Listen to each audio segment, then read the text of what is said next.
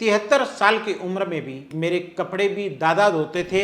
देखो ये यूपी वालों की हिंदी है। दोनों ऐसे उंगली लगा के क्वेश्चन पढ़ के तब मैंने वो माना। आदमी खाट पकड़ लेता साहब। मुझे ऐसा लगा था मुझे इंस्टीट्यूट छोड़ना है, इस इंस्टीट्यूट में कमी है। ये मेरे को कभी यहाँ का टेस्ट के नंबर नहीं बताती। अपना काम करवाना और बिजली की स्पीड से ही वापस चले जाना। हाल बेहाल था। कुछ एक ऊंची दुकान फीका पकवान। गुस्सा तो हर चीज में मेरे को तो इरिटेशन और बहुत होती थी। लगन होनी चाहिए, रास्ता खुद ब खुद बन जाता है।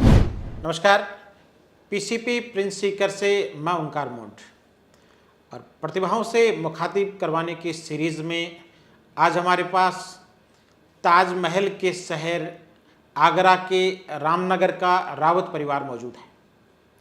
आप मान सिंह जी रावत हैं। भारतीय डाक विभाग से सुप्रिटेंडेंट के पद से रिटायर्ड हैं।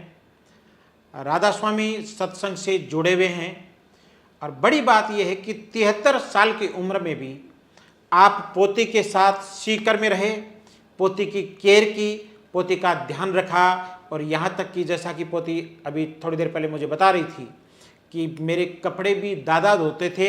ये चीज़ मुझे बहुत बड़ी प्रेरणा देती थी कि दादा जब 70 साल की उम्र में मेरे कपड़े धो सकते हैं तो मैं इस उम्र में नीट में सेलेक्ट क्यों नहीं हो सकती। तो मान सिंह जी का आपको और आपके परिवार को बहुत बहुत धन्यवाद। बेटी रिया रावत के 650 नंबरों के साथ नीट 2022 में सेलेक्ट होकर भावी डॉक्टर बनने के लिए बहुत बहुत बधाइयाँ। Thank you sir. 73 साल की उम्र गांव में सेवा करने की नहीं, सेवा करवाने वाली उम्र हो जाती है। आदमी खुद दूसरों पर पराश्रित हो जाता है, लेकिन फिर भी आपके मजबूत संकल्प ने आपको अडिग रहा, पोती के साथ रहे और रिजल्ट के साथ वापस आगरा के लिए प्रस्थान किया। कैसा लग रहा है आपको पोती को डॉक्टर बना करके?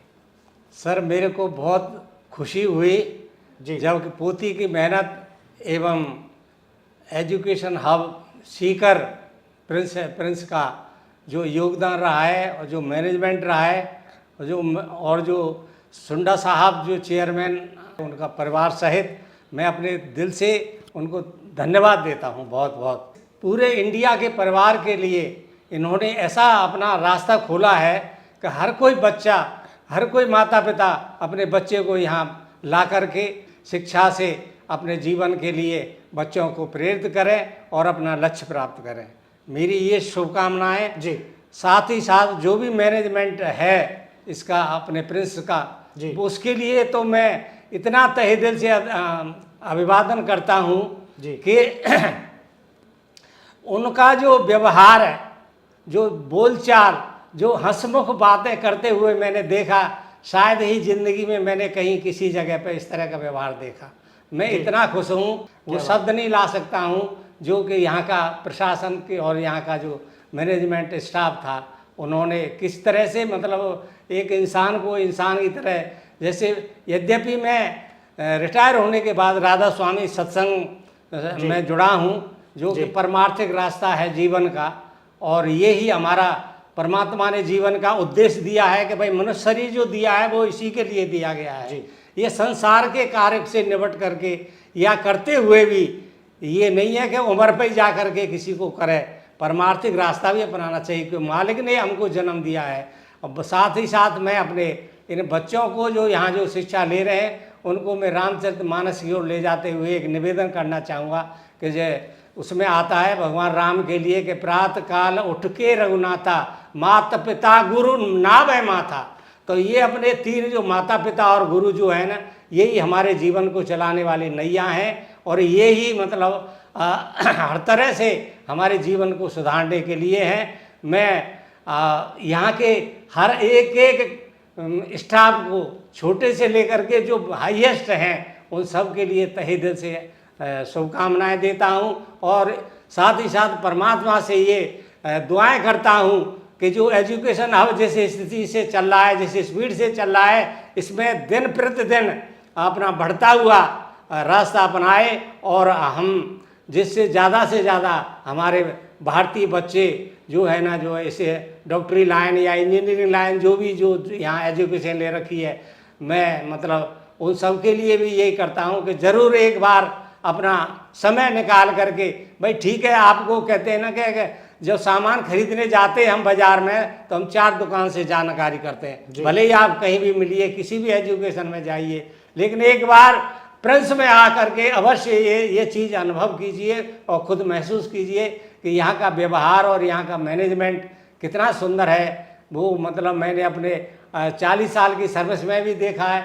बाकी ये है कि कितनी ईमानदारी और सच्चाई से यहाँ काम हो रहा है, उसको मेरे पास शब्द ही नहीं आ रहे हैं कि मैं उनसे शब्दों से कह करके और मतलब उनकी तारीफ़ कर सकूं।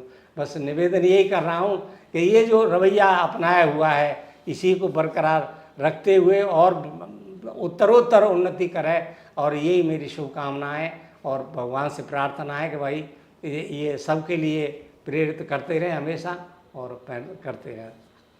क्या बात है राउत साहब। राउत साहब पूरे मन से ये बातें इसलिए कह रहे थे क्योंकि आप दिन में 2 बार कोचिंग आते थे, पोती को सुबह छोड़ने के लिए, शाम को लेने के लिए, और आपने कहा कि मैं छोटे से लेकर के बड़े तक सबको धन्यवाद देना चाहता हूं क्योंकि इन्होंने सबका बिहेव देखा है, सबका व्यवहार देखा है, यहाँ के चप्पे चप्पे और बच्चे बच्चे से आप वाकिफ रहे हैं। तो राउत साहब, आगरा तो बड़ा शहर है, उसके पास दिल्ली भी है, दिल्ली भी आगरा से दूर नहीं है, बड़े शहर हैं। ये इतने बड़े बड़े शहरों को छोड़ करके वहाँ भी तैयारी की व्यवस्थाएं हैं, आप सीखकर जैसे इस छोटे से कस्बे में कैसे आए और क्या उम्मीद लेकर के आए थे और क्या ये सीखकर आपकी उम्मीदों पर खरा उतरा? सर, आप फरमा रहे हैं कि बड़े बड़े शहर, ये मैं मानता हूँ। कहावत आती है कि ऊंची दुकान फीका पकवान। कई बार ऐसा प्रलोभन दे देते हैं जो अच्छे अच्छे जो बड़े बड़े जो शहर हैं या जो वो हैं एजुकेशन के वो हैं जी, वो इतना वो प्रलोभन दे देते हैं कि बच्चों को खींच लेते हैं। लेकिन जो सच्चाई और जो परमात्मा को मानने वाले जो रास्ते होते हैं जहाँ सच्चाई शब्द आता है जी, वो उस रास्ते को यहाँ पर आकर के हमने मतलब खुद पर्सनली अनुभव किया इस चीज़ का कि वास्तव में यहाँ किसी प्रकार का प्रलोभन नहीं है, न किसी प्रकार का कोई अतिरिक्त कोई इस तरह की चाह है कि जिससे माँ बाप को या बच्चों को कोई परेशानी महसूस हो। जी, तो यहाँ के जो व्यवस्थाएं हैं उनको बेहतर जान के दूसरे यहाँ का जो वातावरण है, मैं तारीफ करना चाहूँगा कि मैं रात के 11 बजे तक भी गया हूँ, पर क्या बचाल एक बच्ची भी अकेली जा रही है तो उसके लिए भी मैं ये कहता हूँ कि इतनी सुरक्षा और इतनी सुरक्षित है कि बच्चियाँ भी मेरी ये कहने लग जाती थी कि दादाजी आप कभी नहीं आओ तो कोई बात नहीं, मैं अकेली आ जाऊँगी। तो ये बच्चों को हिम्मत दिलाता है यहाँ का वातावरण, और यहाँ का इसको भी मैं बहुत ही अपने मन से मतलब शुक्रिया अदा करना चाहूँगा। जी। तो अब हम बेटी रिया से बात करना चाहेंगे। तो रिया 11th 12th में आ रही, 12th के साथ मार्जिनल नंबरों से चूक गई थी, लेकिन 12th के बाद पहले ही साल में आपने उस चूक को अचूक निशाने में बदल दिया और 650 नंबरों के साथ देश के टॉप मेडिकल कॉलेज में से एक में अपनी सीट सुरक्षित कर ली है। रिया जितनी पढ़ाई में अच्छी थी उतनी भी एक्टिव और अलर्ट भी थी। जब ये ऊपर क्लास से उतर करके एडीएम ब्लॉक में आती थी तो बिजली की स्पीड से महिमा और रिया दोनों का ग्रुप था और दोनों यूँ लगता था जैसे किसी फौज के आदमी को उसके सीनियर ने, उसके ऑफिसर ने ऑर्डर दे दिया और चुटकियों में वो काम करके वापस आना हो। यानी 1 मिनट भी वेस्ट ये नहीं करती, बिजली की स्पीड से आना, अपना काम करवाना और बिजली की स्पीड से ही वापस चले जाना। तो रिया आप पर सबसे पहले तो बहुत बहुत बधाई। Thank you sir. पीसीपी में ऐसा कौन सा वो माहौल आपको मिला जिसकी वजह से सामान्य सी रिया 650 नंबर के स्कोर तक पहुंच गई? सर कहने को तो और भी कोचिंग्स होती हैं और यहाँ गुमराह भी बहुत किया जाता है कि अच्छा। यहाँ ये अच्छा है, यहाँ वो अच्छा है। अगर हम जैसे 11th में प्राइवेट हॉस्टल में रही थी तो वहाँ बोला है तो पीसीबी तो बहुत छोटी सी है, नई खुली थी उस टाइम पे ये, तो मैंने इसको नई यहाँ पे तो क्या पालवास रोड पे इसका कैंपस है, उधर इसका साम्राज्य पूरा, तो यहाँ तो स्टार्टिंग में खुली ही थी, तो मैंने उसको इस स्तर से उस स्तर तक प्रोग्रेस करते हुए देखा है। अच्छा। हाँ, तो मैं जानती हूँ इसकी जड़वत्ता को, कितनी मजबूत इरादे हैं, और साथ में मैंने देखा है कि मैं जानती हूँ इसकी जड़वत्ता को। देखो ये यूपी वालों की हिंदी है, यूपी का आदमी शुद्ध हिंदी बोलता है। हाँ जी सर, तो यहाँ हर तरीके से हमें सपोर्ट किया जाता है, चाहे कैसा भी एस्पेक्ट हो, पर्सनल एस्पेक्ट हो, कोई दिक्कत हो। अब जैसे कि मेरे पापा जी किसान हैं, उनके पास इतना मतलब उनका सामर्थ्य नहीं था कि वो इतनी 1-1 लाख 1.5 लाख फीस दे सकें, तो मेरे 10th की परसेंटेज बेस पे मेरे को यहाँ पे फ्री पढ़ाया गया, 11th में भी, 12th में भी और ड्रॉप ईयर में भी, तीनों साल मुझे फ्री शिक्षा दी गई है। और साथ में यहाँ का माहौल, टीचिंग स्टाफ, नॉन टीचिंग इतने सपोर्टिव है कहने को। और कोचिंग्स भी हैं, 15-15 हज़ार बच्चे भरे पड़े हैं, फीस लेते, उनका काम इतना ही होता है फीस लेना और क्लास में बैठ जाना। वहाँ कोई भी ऐसे पर्सनल देखते नहीं है। यहाँ हर एक, मतलब हम जो बच्चे थे, हमें ऐसा लगता था कि सारे दिन हम पे ही कैमरा रहता है क्या। सर बिल्कुल ऐसा लगता कि अपने कोई टारगेट कर रहा है, हाँ इनकी डिमांड लगानी है हमें। बहुत एकदम सलीके से हमें देखा जाता था, परखा जाता था, और हर एक जो हमारी गलतियाँ होती थी उसको पॉइंट आउट किया जाता था। और टेस्ट तो इतने लगते थे कि बस नाम ही नहीं बताते हमें। हम सोचते हमारे साथ हो क्यों रहा है ऐसा, और भी तो जगह है। ये तो हमारा शोषण हो रहा है। हाँ बिल्कुल ऐसा लगता था, बस अब तो हमारा कुछ नहीं है, ऐसे किया जा रहा है हमारे साथ। तो और भी तो कोचिंग, उधर भी तो बस 4 टेस्ट होने हैं फुल सिलेबस के, हमारे इतने क्यों हैं, हम पे एक दिन में 4 टेस्ट क्यों किए जा रहे हैं। तो उसका जो रिजल्ट है ना, वो नीट के बाद पता पड़ा है क्यों किया गया था वास्तव में। और बच्चों से सुनते हैं एग्जाम छूट गया, किसी से कुछ हो गया, हमें कुछ फील नहीं हुआ इतना ज़्यादा। बहुत ही अच्छा हमारा सपोर्ट रहा, टीचर्स का, नॉन टीचिंग स्टाफ, हर कोई। जब आप एग्जामिनेशन हॉल में नीट 2022 का पेपर दे रही थी, उस समय आपको पीसीपी का क्लासरूम और साल भर बिताया गया यहाँ टाइम किस रूप में याद आया? हर तरीके से, मतलब हमें यहाँ इस तरीके से तैयारी कराई गई थी कि आपको गर्मी, कि पता नहीं किस जगह आपका मतलब जो भी है सेंटर आ जाए, पंखे से लेके कैसी बेंच मिले, कैसा माहौल मिले। जो इन्विजिलेटर्स होते हैं वो सारे दिन चप्पड़ मेरी इन्विजिलेटर ऐसी तो 3 घंटे वो 1 मिनट के लिए भी शांत नहीं हुई।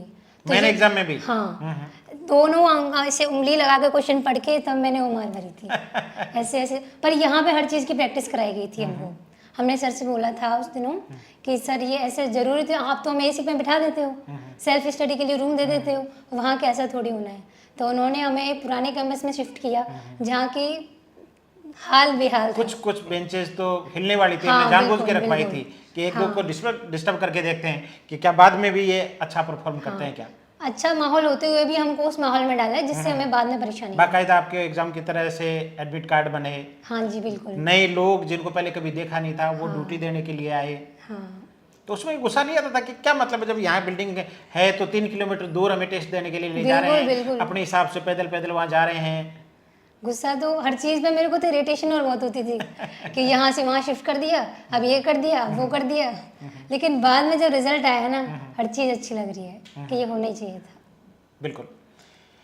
तो रिया, बहुत सारी बच्चियां ऐसी हैं छोटे छोटे गांव में जो बड़े सपने तो देखती हैं, लेकिन कई बार परिस्थितियों बस, कई बार रिसोर्सेज की वजह से उन सपनों को पूरा नहीं कर पाती।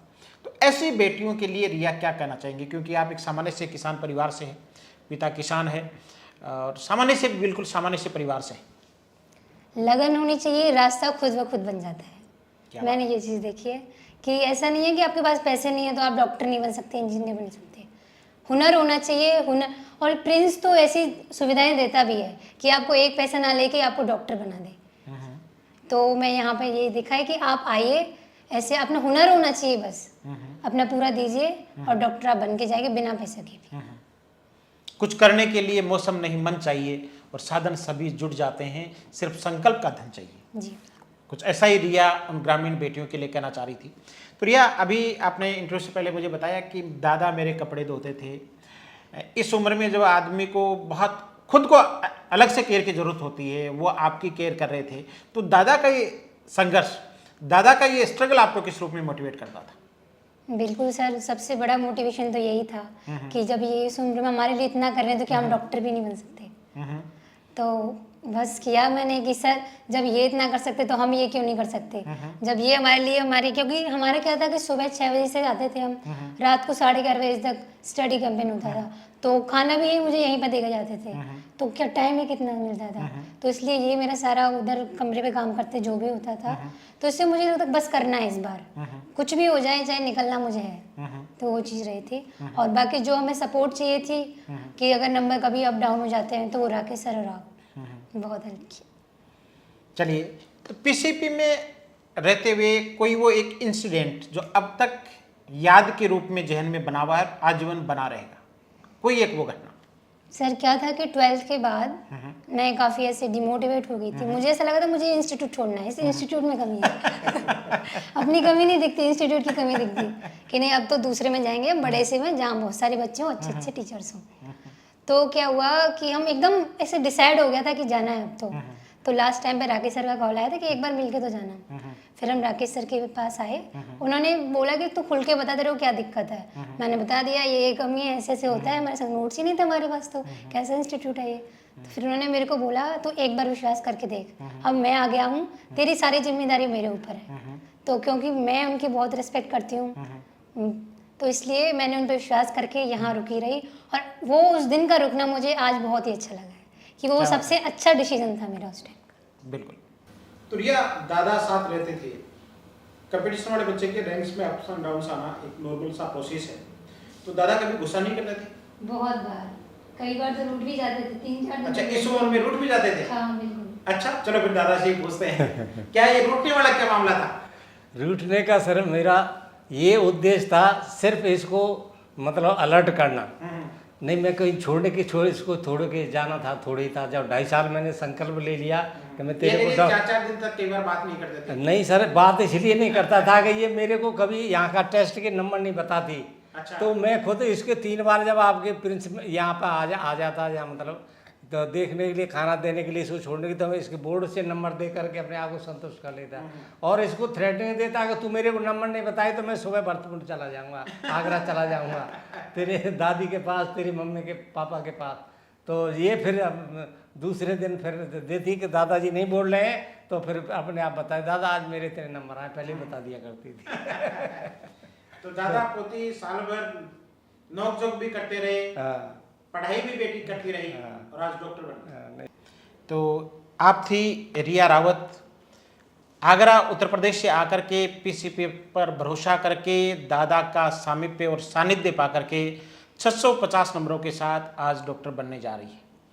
तो रिया, अब जब मेडिकल कॉलेज में चले जाओगे तो पीसीपी की कौन सी वो एक चीज़ मेडिकल कॉलेज में भी याद आएगी? एक या 2-3 बता दो। एक तो टीचर्स का इतना साथ देना हर चीज़ में, कैसा भी एक्सपेक्ट हो, चाहे वो पर्सनल एक्सपेक्ट हो, चाहे स्टडी से रिलेटेड, हर कोई ऐसी जगह पर नहीं मिलता। कोई भी दिक्कत हो, मैं बस आना था रूम में, आके सर देखते, बुला लेते और पूछ के उसका समाधान कर देते।